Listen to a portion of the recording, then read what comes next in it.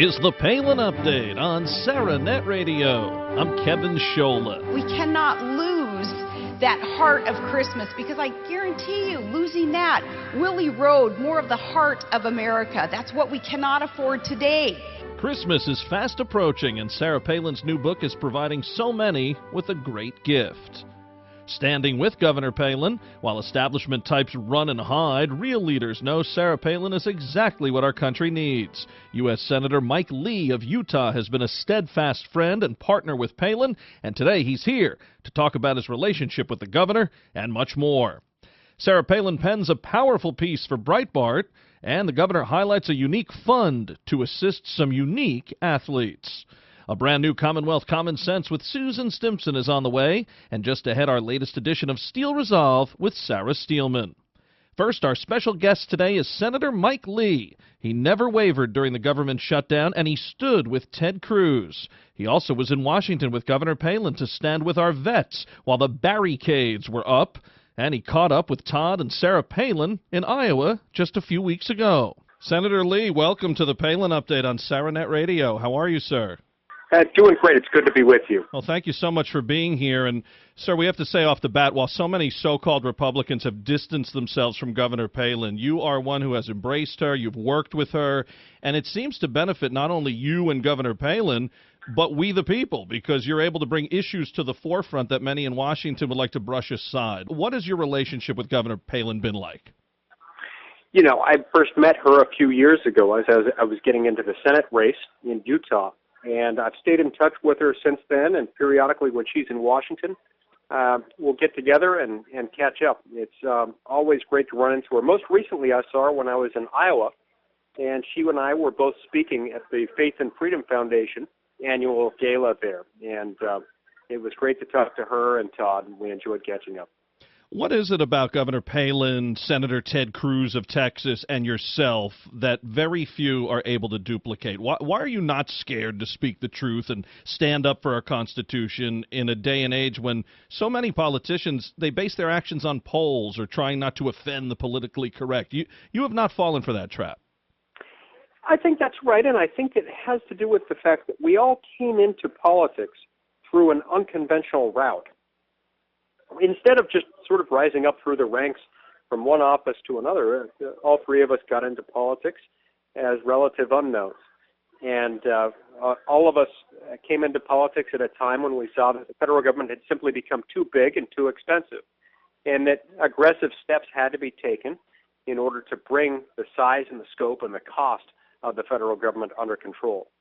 Now, one group you have particularly stood up for is our veterans. When the administration shut down the government, veterans' monuments were shut down as well. You were there with Palin and Cruz to say no. Veterans mean a lot to you, don't they?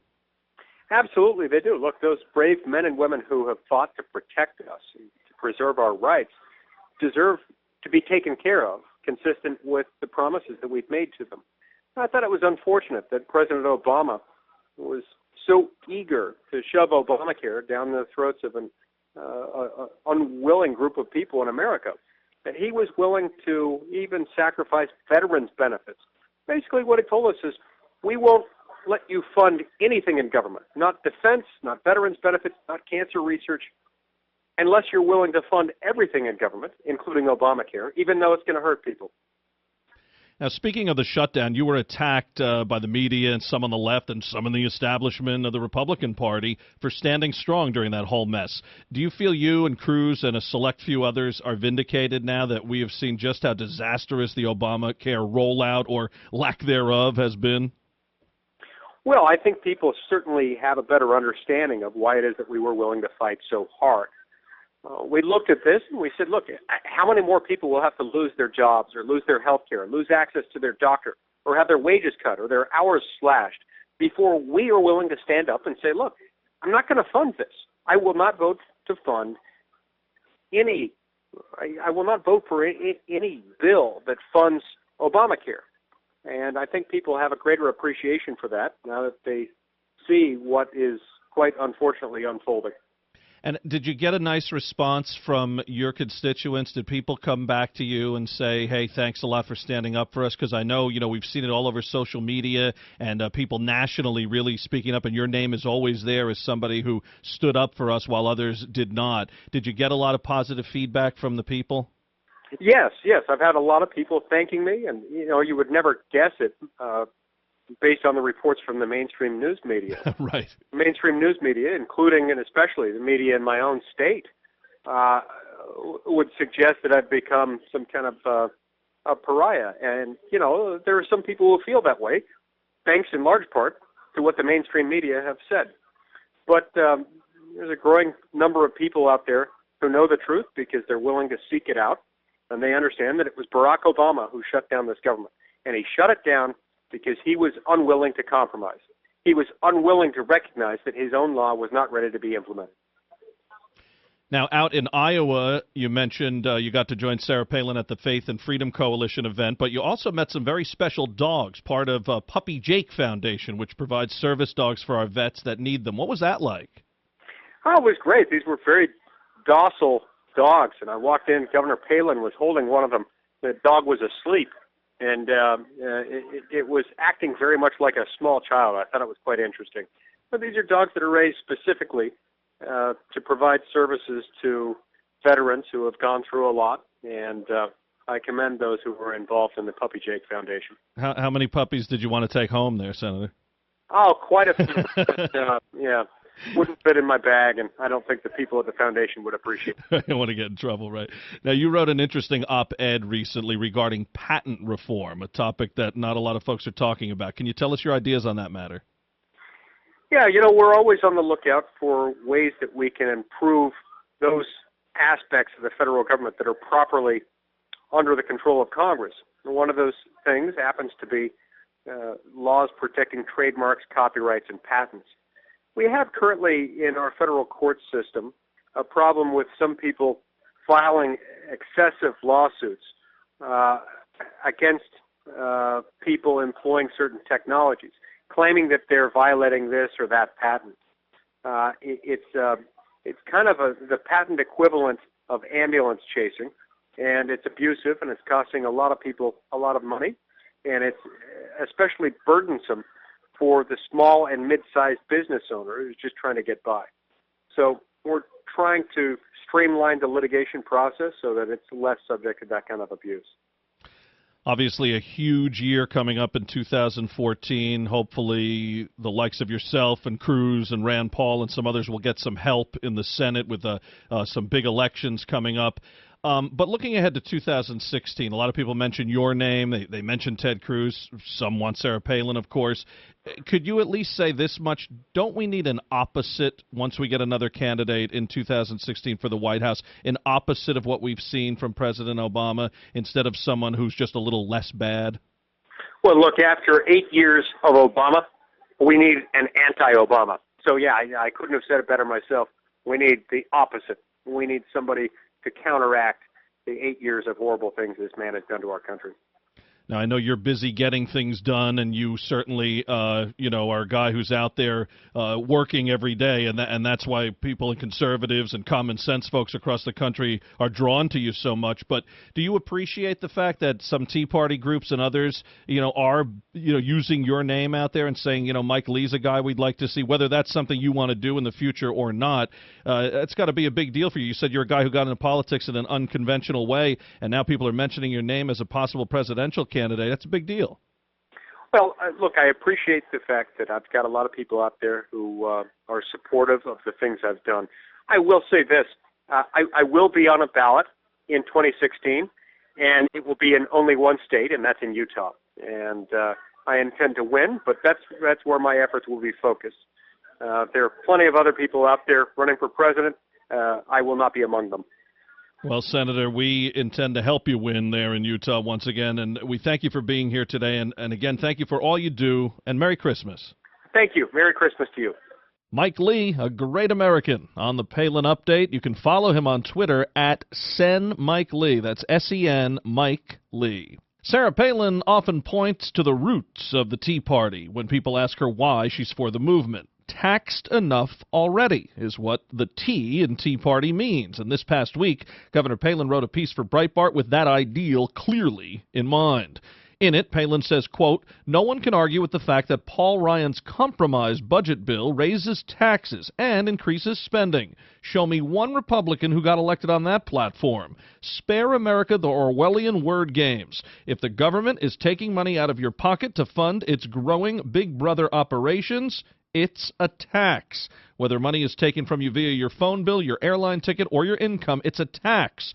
If politicians can't be honest about this, it's time to go home," unquote. Palin ends the piece with, quote, "2014 is just around the corner. If any member of Congress thinks raising taxes and increasing wasteful spending is a winning strategy to run on, then by all means they should vote for the Ryan budget. We'll be watching," unquote. We couldn't agree more, Governor, and we certainly will be watching. Also, this past week, Palin attended a luncheon for the Justin Cowboy Crisis Fund at the South Point in Vegas. The group helps pay medical bills for injured professional rodeo athletes and their families. You can learn more at JustinCowboyCrisisFund.com. To see any of the governor's posts in their entirety, visit Sarah Palin's Facebook page and follow her on Twitter at SarahPalinUSA. It's time for Commonwealth Common Sense with Susan Stimson and Kevin Scholla. Hey, Susan, welcome back. Thank you, Kevin. Great to be here. So our pal John Boehner in the news this week for something a little different, a little odd, actually. Tell us what Boehner has suggested. Well, I thought we'd just have a little fun with this topic this week. It came out in the news that John Boehner was going to be conducting sensitivity training for some male members of Congress. Yeah. And this is going to help deal with women as Republicans, because that must be the problem, I suppose. Well, I think even if you look at that sensitivity training, that in and even of itself, I really don't need you to be sensitive with me.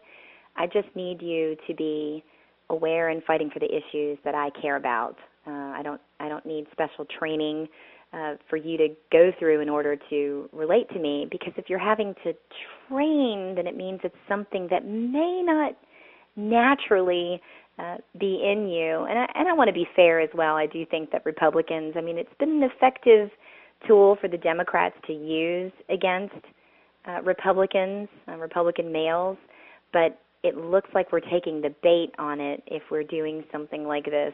John Boehner is having sensitivity training for the male members of Congress. I did think that his quote was interesting. He did say, when you look around the Congress, there are a lot more females in the Democratic caucus than there are in the Republican caucus. And, some of our members just aren't as sensitive as they ought to be.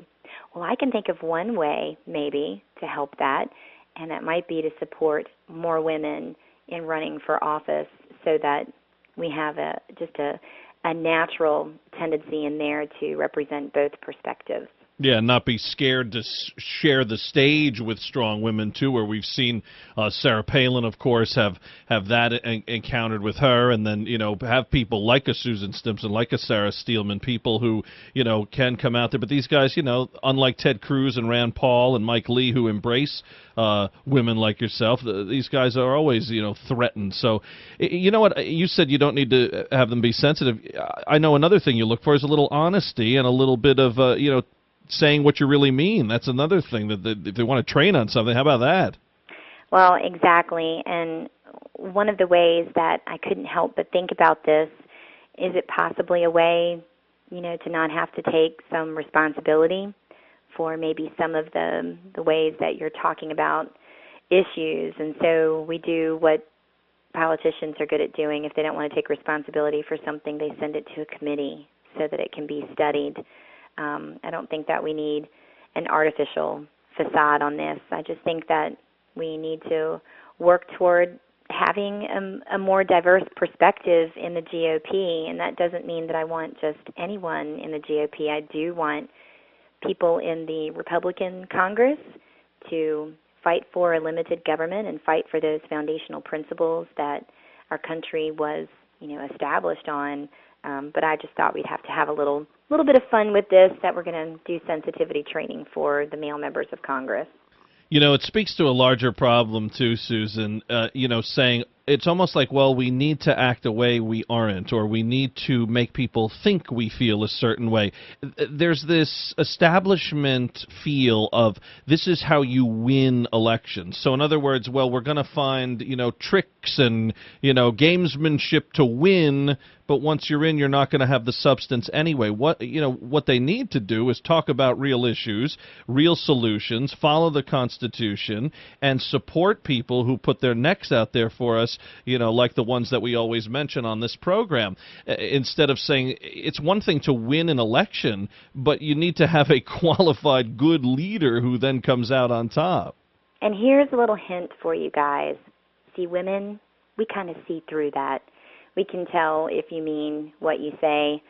I have a friend who's been involved in politics for a long time, and in fact, he was working with the National Republican Congressional Caucus in 1988, and they did the same training in 1988. I wonder how many of those members are going for the 2.0 training today. Well, listen, nobody cries more than Boehner, so to say he's not sensitive, Susan, I think that would be a gross mistake. Well, part of this is I thought we would just have a little bit of fun with the topic because certainly the GOP is taking its lumps. The Democrat Party, they found a good, weapon and tool just to kind of drive that home about the war on women, which we know is a false narrative. But at the same time, the GOP, I think, just needs to respond with authenticity and with truth. And I think we do need to support getting more perspectives at the table, and Boehner admitted himself there are many more females in the Democratic Congress than there are in the Republican caucus and the Democrat caucus, and maybe that's something that we need to address more seriously. Stop giving it lip service that Republicans support more women in office, and let's start really working toward recruiting strong women, to be in those positions. If this gains any steam, what's going to be next? He's going to say everybody has to go to tanning beds, too. Now, Kevin, you're having a little bit of your own fun with this. Blue, red state. No, we're going to have an orange one. Thank you, Ms. Stimson. Thank you. Susan Stimson in Virginia. More Commonwealth Common Sense next week. Now, our weekly commentary, Steel Resolve. Here's Sarah Steelman. Thanks, Kevin. There's been a lot of discussion about income disparity these days. In shorthand, that means the rich are getting richer and the poor are getting poorer, and everybody in between is hanging on by the skin of their teeth. One factor that might be contributing to this wealth disparity is the Federal Reserve's policy on excess reserves. Since 2008, the Federal Reserve has been paying banks interest on their excess reserves. It's no wonder that there is currently an estimated $2.5 trillion sitting in excess reserves. Yes, $2.5 trillion. Banks choose to earn 25 basis points in interest with no risk instead of making loans to individuals or businesses. Many economists, including myself, have complained about this policy for a long time. Why? Because to get an economy moving again, banks have to make loans. Wealth in this country is created when a bank loans money to open a local business, and that business creates economic activity. The multiplier effect is the power of that loan throughout the economy. Old school economics used to rely on this kind of multiplicative effect of loaning money to get the economy moving again. This also gave people a chance to create their own wealth. The Federal Reserve policy of paying interest on excess reserves is simply encouraging banks to stop making loans and park their money safely. In the meeting minutes of the last Federal Reserve Board, there was perhaps a glimmer of hope that they have finally come to their senses.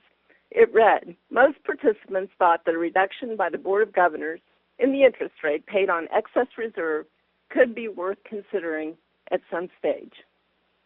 Let's hope the age of excess reserves is soon over. This is Sarah Steelman for SaraNet Radio. Tune in again next week for another segment of Steel Resolve right here on the Palin Update. The Palin Update, including Commonwealth Common Sense and Steel Resolve, is on demand and available for download. So just head to saranetradio.net, pick the show you want to hear, and you can listen anywhere, anytime. Well, that'll just about do it for this edition of the Palin Update on SaraNet Radio. Visit saranetradio.net for continuing coverage of Governor Palin. Also, follow along on Twitter at SaraNet Radio, at Kevin Scholla, at Susan B. Stimson, and at Sarah_Steelman. For a full recap of everything you hear on the Palin Update, plus more news regarding Governor Palin, head to our Facebook page and like SaraNet Radio. You can also like Kevin Scholla on Facebook. Palin Patriots is our feature on SaraNet.net. There you can check out the writings from our great panel of contributors, including Martha Zoller and Bader Carmoot. And I'm doing some writing for Breitbart News. Just go to Breitbart.com and search Kevin Scholla. I want to thank Sarah Steelman, Susan Stimson, and everyone here at SaraNet Radio. Thanks to Mike Lee, and thank you for listening today. Please be sure to join us next time for another edition of the Palin Update. I'm Kevin Scholla. Have a pleasant day.